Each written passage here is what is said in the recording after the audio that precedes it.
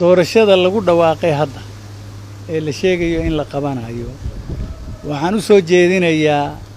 prime ministerka iyo xafiiska dadka ka shaqeynaya arrintaas inay joojiyaan oo dib loo dhigo ee la og yahay oo kaliya doorashada loo qabto kuwa kalena dib loo dhigo ee la isku haysto ee aan sax ahayn nin madaxweyne la yiraahdo ayaa ka soo dul degay isaga ayaa reerihii oo dhan doonayay inuu samaysto iyadoo taa la yaaban yahay ayaa laga qabtay waxa loo dhiibay nin ra'iisul wasaare la dhaho ninkii ra'iisul wasaarihii wuxuu noqday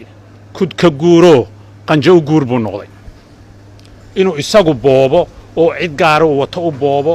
oo afar nin oo dhalinyara oo aqoon iyo cilmi iyo waay arag lahayn oo u fadhiya meesha inay amarka bixiyaan odayadii waxaan lahaana la baal maro ayaa horta meesha taala waxa weeyaan dadkan reer waqooyigu maalin dhaweyd waad ogeydeen oo baarlamaanka Ingiriiska dood baa ka taagnayd waqooyi miyaa la ictiraafaa mise lama ictiraafo dadka halkan intaasoo sannadood u joogay midnimo inay muqaddas tahay in sidaa nin yar oon aqoon lahayn oon khibrad lahayn sidaa ugu ciyaaro waxa weeyaan dadka reer Muqdisho bal ha fahmaan arrintaasi markan waxaan u jeedinayaa afar kalmadood oo af Ingiriis aan odhanayaa waxaan u dan leeyahay waxa weeyaan for the international community. Ladies and gentlemen of the diplomatic corps,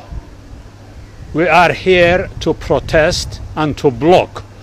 the Prime Minister's agenda to gerrymander the election of the Northern or Somaliland group. He has decided on his own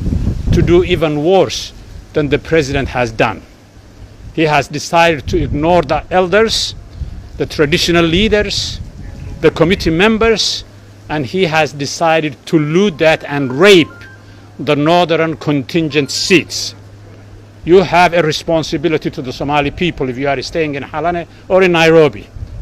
and that's to honor and respect and tell the authorities that they have to walk by the rules of the game which was set only a few weeks ago here in Halane and in Muqdisho.